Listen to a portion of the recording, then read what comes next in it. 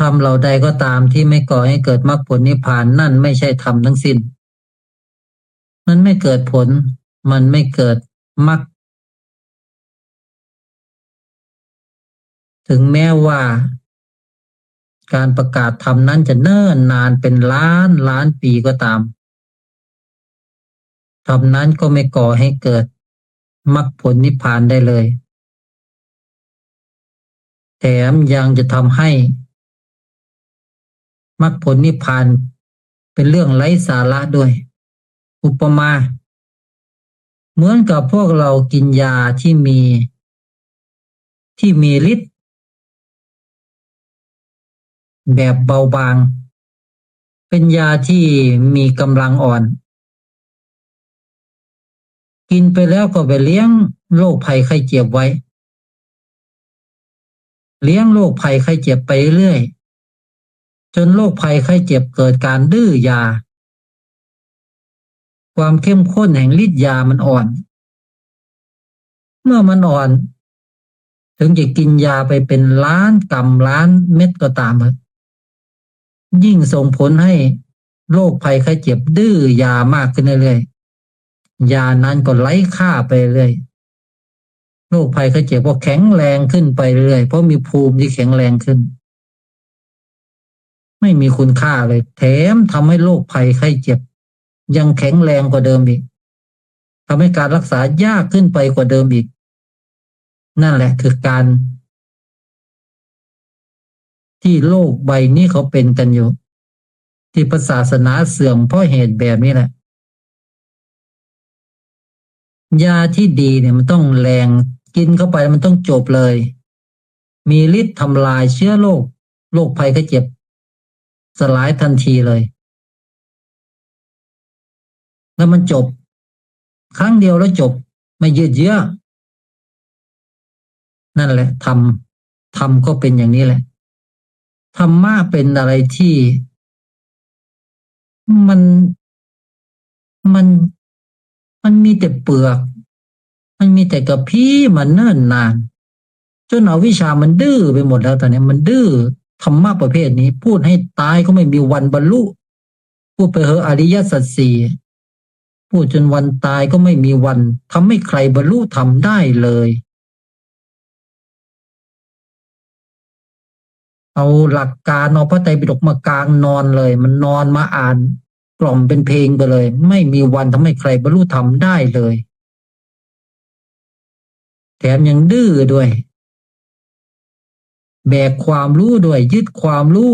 ไม่ได้สนใจมรรคผลสนใจแค่แบกความรู้ยึดความรู้จำความรู้ต่อไปเรื่อยสืบทอดวิชาจำสืบทอดวิชาในการแบกความรู้ยึดความรู้ยึดธรรมแต่ไม่มีมรรคผลเลยไม่มีการรู้แจ้งธรรมเลยและแถมสำคัญผิดว่าการจำเก่งจำได้หมดทุกสิ่งทุกอย่างนี่คือการรู้แจ้งธรรมเนี่ยนี่คือเหมือนเชื้อโรคที่มันดื้อยานั่นเองมรรคผลนิพพานก็เลยกลายเป็นเรื่องไร้สาระไปแล้วเขาไม่กล้าจะกล่าวถึงแล้วเขาไม่พูดถึงด้วยเขาพูดแค่ว่าใครมีความรู้มากกว่ากันมากลางตำราเทียบกันคุยแข่งกันนั่นคือความเสื่อมมันเสื่อมมากๆมันเสื่อมเพราะธรรมะไม่ชัดเจนชี้ไม่ชัดว่าตามันจะจบลงได้ยังไงเมื่อผู้ประกาศธรรมยังชี้ธรรมะไม่ชัดเลยเพราะเหตุใดทำไมถึงชี้ไม่ชัดเพราะความที่ไม่รู้แจ้งในจิตเพราะความที่ไม่รู้รอบในกองสังขารเพราะความที่ไม่ให้อย่างไร้ขอบเขตด้วยองค์ความรู้แห่งปัญญาเพราะความที่ไม่ได้ปรารถนาจริงๆจากหัวใจนั่นแหละคือสิ่งสำคัญเลยการประกาศธรรมะคืออะไรการพูดธรรมะคืออะไรคือการประกาศให้คนฟังได้แจ้งตอนนี้เขาต้องบรรลุธรรมด้วยความรู้นี้ตอนนี้เราจะทำให้เขาบรรลุธรรมตอนนี้ด้วยสิ่งที่จะกล่าวนี้ถ้าพูดแล้วเขาไม่บรรลุธรรมนี่คือไม่ใช่ธรรมแล้วเนี่ย เป็นอวิชชาแล้วที่กล่าวอยู่ตอนนี้แต่เมื่อกล่าวแล้วเขาต้องแจ้งหนึ่งละต้องเกิดศรัทธาเต็มเลยสองละต้องได้หลักใจต้องรู้เลยโอ้ธรรมะเป็นเรื่องจิตเราเลยเนี่ยโอ้ที่ผ่านมาผิดเลยเนี่ยมันต้องชัดแบบนี้เลยสามคือเขาเข้าใจวิธีการทวนกระแสมาตื่นรู้สี่เขาได้รู้ว่าที่มาที่ไปแห่งจิตมันมาเกิดได้ยังไงต้นเหตุที่จิตมันเกิดไม่จบเพราะอะไรแล้วจิตจะไม่เกิดเพราะอะไรรู้ตอนนี้เลยปัจจุบันตอนนี้ต้องชัดเจนเลยที่ตอนนี้เลยเห็นตอนนี้เลยธรรมะเป็นเรื่องตอนนี้เดี๋ยวนี้เลยไม่ใช่ไปฝึกไปทำท่าทางเดี๋ยวจะไปปฏิบัติทีหลังว่างั้นเรื่องตอนนี้ไม่ใช่เรื่องทีหลังมันไม่มีทีหลังทีก่อนอะไรทั้งสิ้นมีแต่ตอนเนี้ยถ้าตอนนี้ไม่เห็นไม่เข้าใจตอนหลังก็ไม่มีวันเห็นไม่มีวันเข้าใจนี่คือตัวธรรมมันชัดแบบนี้มันให้แบบนี้มันมอบกายถวายชีวิตให้กับเขาแบบนี้ให้เขาได้แจ้งแบบนี้พัฒนาตัวเองให้งดงามในการประกาศธรรมนี้บ่อย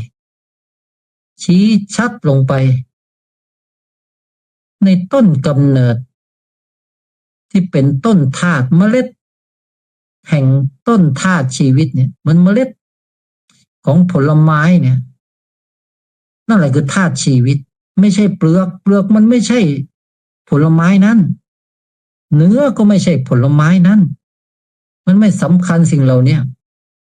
แต่ที่สำคัญคือเมล็ดของผลไม้นั้นต่างหากนั่นแหละคือธาตุชีวิตเลยเมื่อมันไปอยู่ในพื้นที่ที่เหมาะสมมันจะเติบโตสร้าง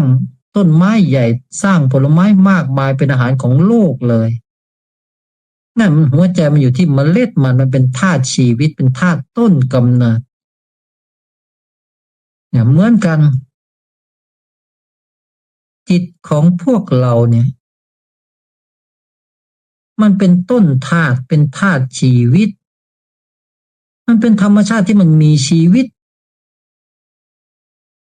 มันมีความรู้อยู่ในตัวของมันตามแต่องค์ความรู้ที่มันมี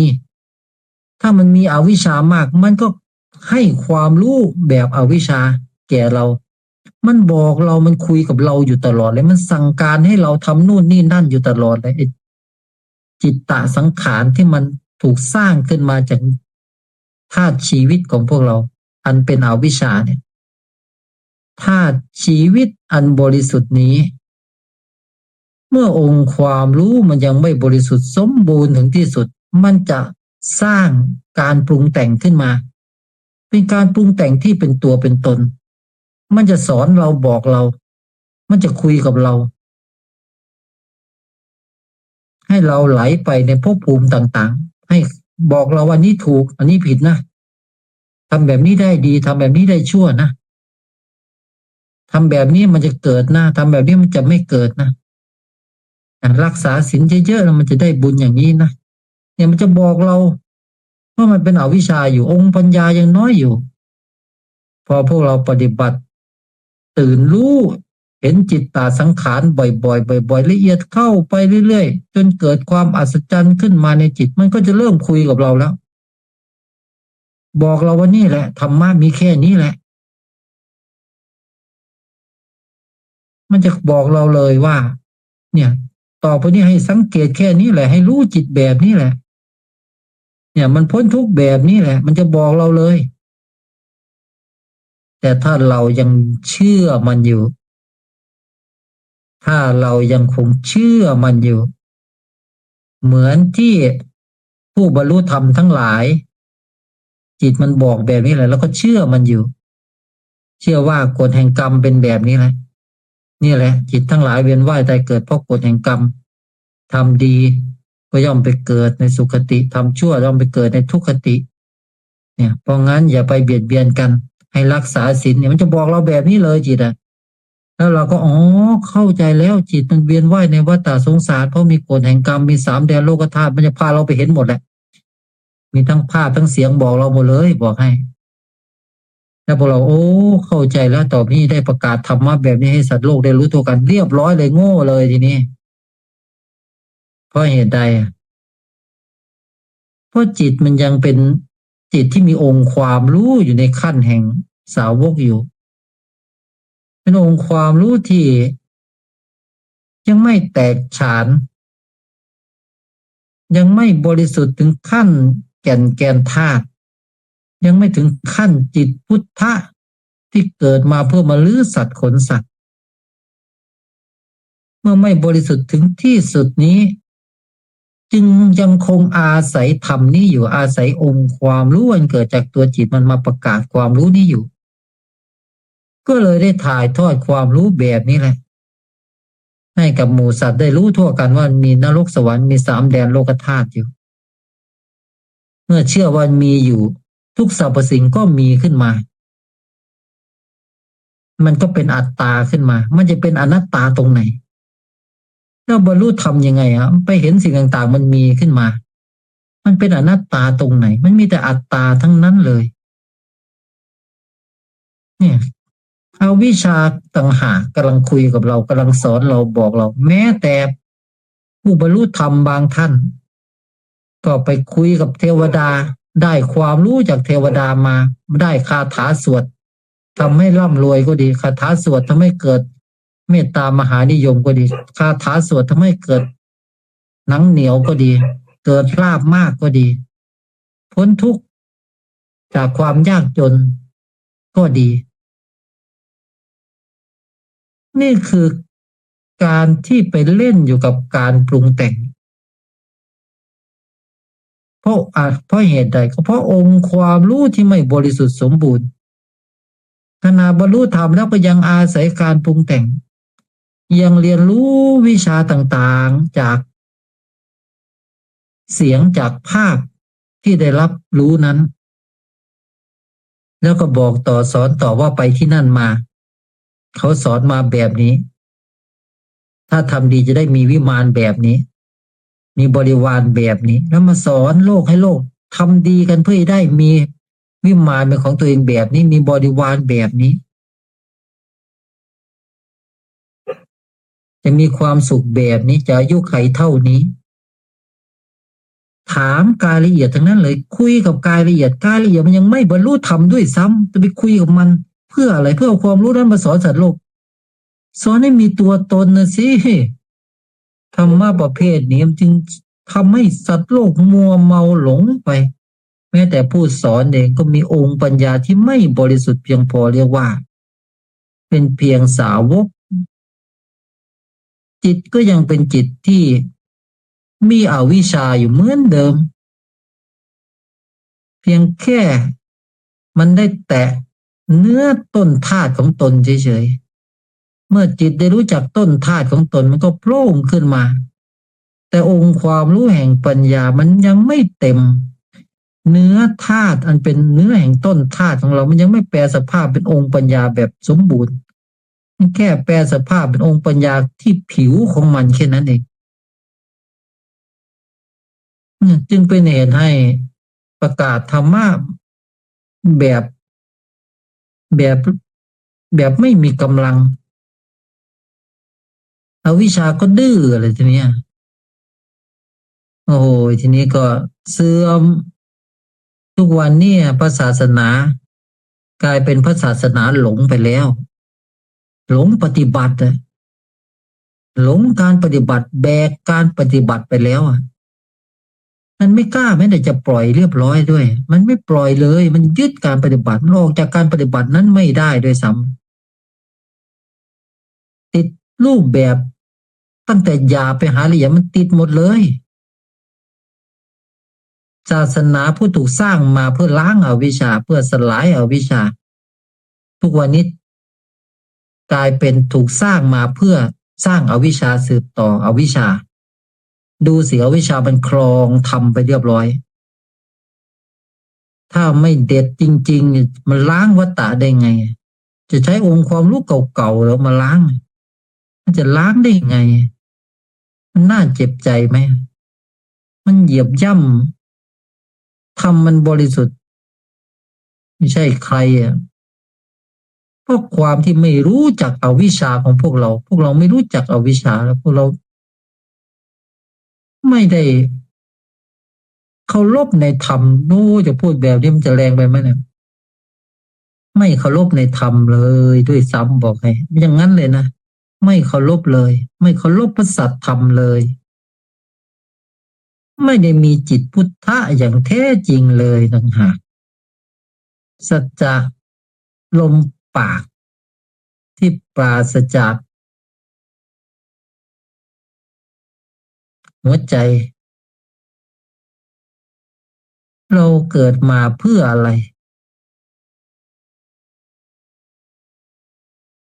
เราไม่ได้เกิดมาเพื่อเมาตัวเองรอดนะพูดมันไม่เหลือหรอกตัวเองมันไม่ได้สนใจตัวเองธรรมนี้จึงเป็นธรรมที่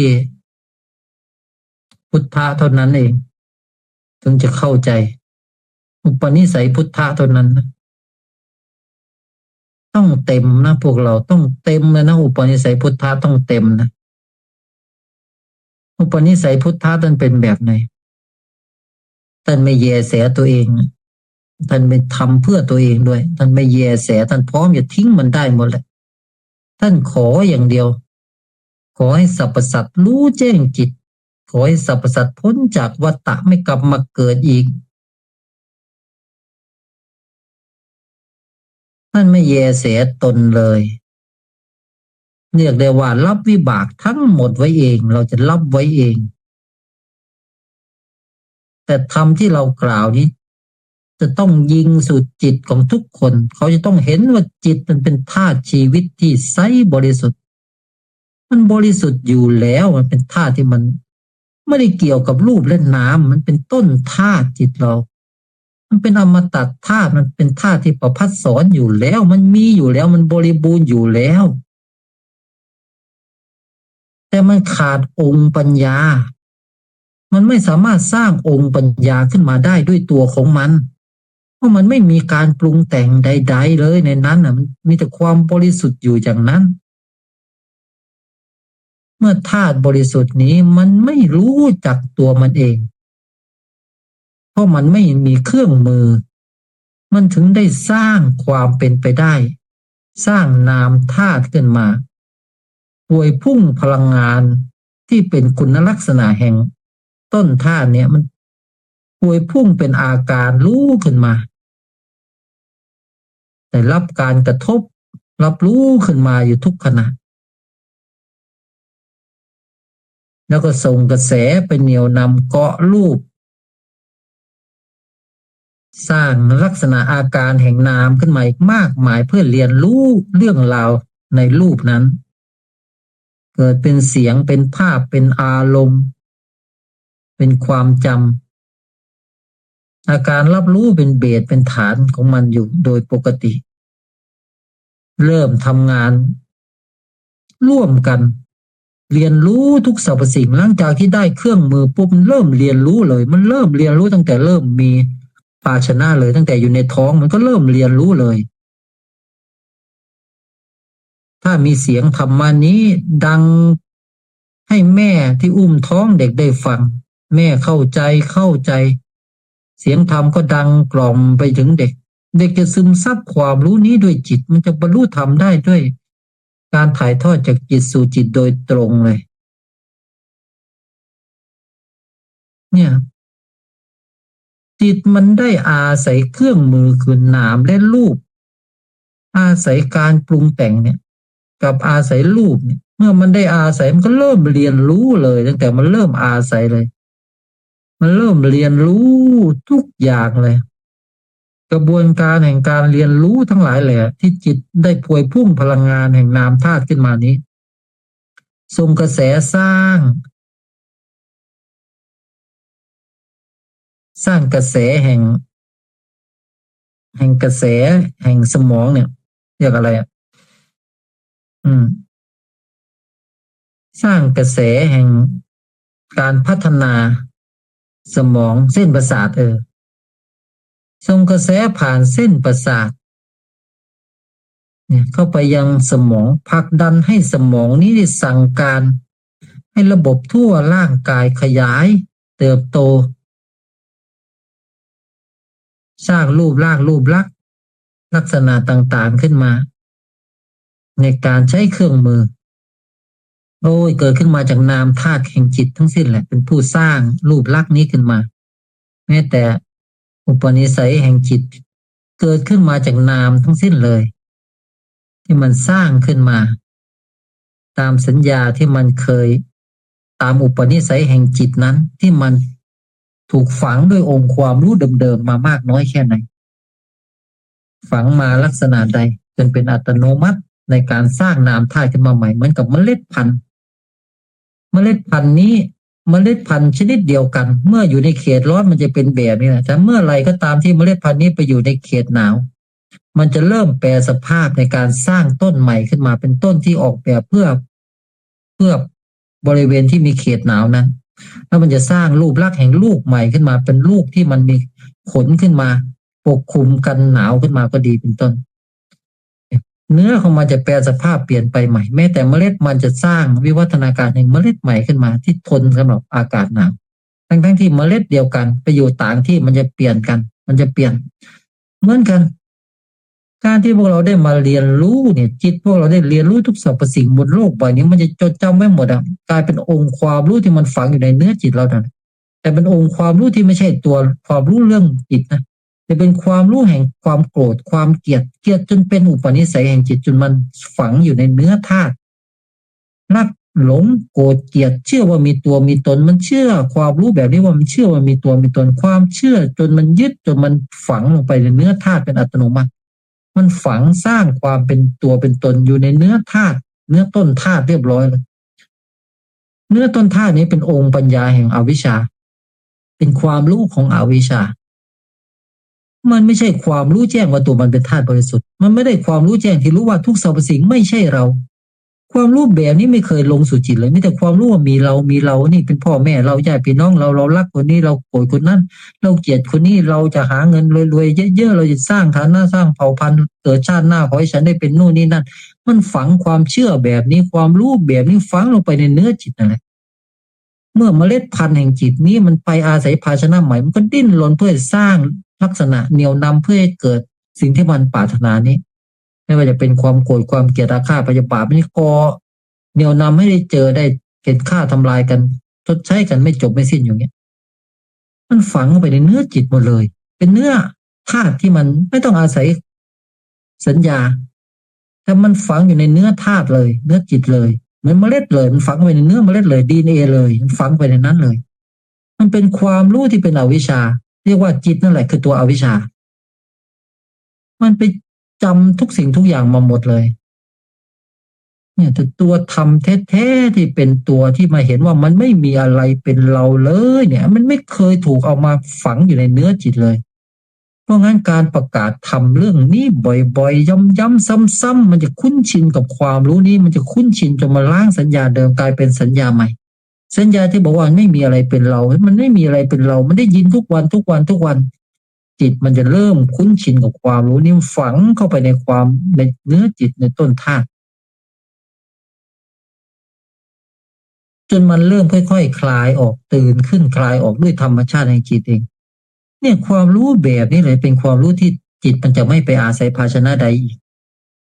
เพราะทุกสิ่งทุกอย่างไม่ใช่จิตทุกสิ่งทุกอย่างไม่ใช่เรานั่นเองตัวเราก็คือจิตนั่นเองลักษณะแห่งตัวเรามีอยู่3 เลเยอร์ภายนอกก็คือผิวด้านนอกนี้เนี่ยเราเชื่อว่าร่างกายนี้เป็นเรานี่เราเชื่อว่าเราจริงๆร่างกายนี้ตายไปเราเสียใจมากแต่พอเรามารู้อีกทีอ้าวเราคือนามธาตุหรือเราคือเสียงนี่หรือมโนภาพอารมณ์อาการรู้นี่หรือคือเราอ๋อเราคือนามธาตุนี่เองเราคืออาการเหล่านี้นี่ความทุกข์ของเราทุกข์จริงๆเนี่ยเราเชื่อว่ามีเราทุกข์จริงๆเราเชื่อว่าเราสุขจริงๆเราอาศัยนามธาตุเราเชื่อว่านามธาตุคือเราจริงๆนี่คือความเป็นเราในเลเยอร์ที่2แต่เมื่อคนไหลก็ตามที่มีปานมาชี้บอกนามธาตุนี้มันไม่ใช่เรามันจะเกิดความรู้ที่แบบเราไม่เคยได้ยินได้ฟังมาก่อนเอาแล้วเราอยู่ไหนทางนั้นถ้าไอ้สิ่งที่เราอาศัยอยู่เนี่ยมันไม่ใช่เราอยู่ไหนเสียงที่พูดเนี่ยมันเป็นเราไม่ใช่เหรอถ้ามันไม่ใช่เราอยู่ไหนเมื่อพวกเราเห็นว่ามันไม่ใช่เราจริงๆคือมันคิดเองมันนึกเองมันมีอารมณ์เองมันอาการรับรู้ของมันเองเมื่อรู้ได้แบบนี้มันได้ถอดถอนความรู้นี้ไปว่ามันเคยยึดว่าเป็นเราในชั้นที่2นี้ก็สลายไปเกิดความรู้แจ้งขึ้นมาแจ้งต่อธาตุบริสุทธิ์อย่างหนึ่ง ซึ่งตัวนี้มันไม่มีภาษาพูดมันรู้ได้ด้วยธรรมชาติของมันเองนี่เองคือเราความเป็นเราจริงๆคือเลเยอร์ที่อยู่ลึกที่สุดนี่ความเป็นเราในระดับนี้มันถึงได้เกิดความรู้ใหม่ที่ไม่เหมือนความรู้ใดบนโลกใบนี้ผู้ใดเห็นธรรมนี้จึงเห็นเราตถาคตก็พวกเราทุกคนนั่นแหละคือไอ้ธาตุตัวเนี้ยคำว่าเราตถาคตไม่ได้หมายถึงใครทั้งสิ้นหมายถึงพวกเราเองคือจิตแท้ๆของพวกเราคือจิตแท้เป็นต้นธาตุตัวเนี้ยแต่ตถาคตก็คือพวกเราทุกคนก็คือไอ้ตัวธาตุบริสุทธิ์นี่แหละคือตถาคตคือความเป็นเช่นนี้ของมันอยู่อย่างนี้มันบริสุทธิ์อยู่อย่างนี้มันไม่มีภาษาพูดว่ามันเป็นอะไรมันเป็นของมันอยู่อย่างนี้มันบริสุทธิ์มันจริงอยู่ตลอดแบบนี้นั่นเองเนี่ยธรรมะมันชี้ให้มันชัดให้มันเต็มให้มันเอาหัวใจมันชี้มาอธิบายมาพูดแผ่หัวใจทุกคนได้ฟังแผ่เขาได้เห็นมันเป็นแบบนี้ฟังสิดูสิเห็นไหมเนี่ยเอาหัวใจมาพูดนะเนี่ยประกาศให้เห็นแล้วเนี่ยทำของคว่ำให้มันหงายแล้วเนี่ยสิ่งที่ถูกปิดเรามาเปิดแล้วเนี่ยเพื่ออะไรเพื่อให้ทุกคนที่ได้มาฟังจะได้แจ้งจะได้หมดสิ้นสงสัยจะได้รู้สักทีว่าเราคือจิตอันเป็นต้นท่านี้อันว่างอันใสอันบริสุทธิ์นี้เราไม่ได้มาเพื่อหวังอะไรจากใครเรามาต้องการให้องค์ความรู้แห่งปัญญานี้แก่จิตทั้งหลายให้จิตทั้งหลายแจ้งต่อต้นธาตุของตนจะได้ไม่เกิดจะได้ไม่ทุกข์กันสักทีไปยึดว่าความทุกข์มีตัวมีตนเป็นเราอยู่ได้มันไม่เคยมีตัวมีตนแล้วมันก็ไม่เคยเป็นเราอย่าไปโง่ทุกข์กับสิ่งใดๆเราไม่ได้เกิดมาเพื่อทุกข์เราไม่ได้เกิดมาเพื่อหลงว่าเราเป็นมนุษย์เราไม่เคยเกิดมาบนโลกใบนี้อย่ามายึดว่าเราเป็นพระเป็นคนเป็นสัตว์เป็นอะไรเราไม่ได้เป็นอะไรเราไม่ได้พ้นจากอะไรเราไม่ได้เจออะไรเราไม่ได้เป็นอะไรมันไม่ได้เป็นอะไรกับอะไรแล้วเราได้ละแล้วซึ่งสังขารทั้งหลายทั้งปวงไม่แม้แต่จะอาศัยแล้วเราได้แจ้งต่อธาตุต้นกำเนิดนี้แล้วเราได้แจ้งต่อแกนธาตุนี้แล้ว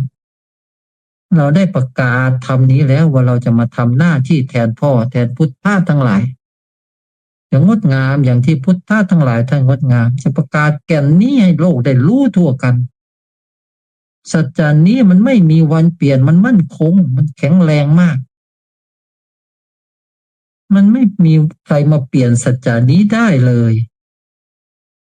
ไม่มีวันเลยตราบจนกว่าจิตดวงสุดท้ายจะพ้นจากวัฏฏะจะไม่มีพุทธะมาอุบัติอีกลูกจะรับผิดชอบทั้งหมดเองลูกจะพาสรรพสัตว์พ้นจากวัฏฏะเองไม่ต้องการสิ่งใดอยากให้พ่อทั้งหลายได้รู้ได้เห็นว่าลูกจะมาทำหน้าที่นี้เองเห็นพ่อเหนื่อยมามากแล้วโอ้ยลูกก็หลงอยู่มันเนิ่นนานปล่อยให้พ่อต้องลำบากมันเนิ่นนานบัดนี้ถึงเวลาที่ลูกจะทำหน้าที่แทนพ่อแล้วนี่แหละหัวใจพุทธะ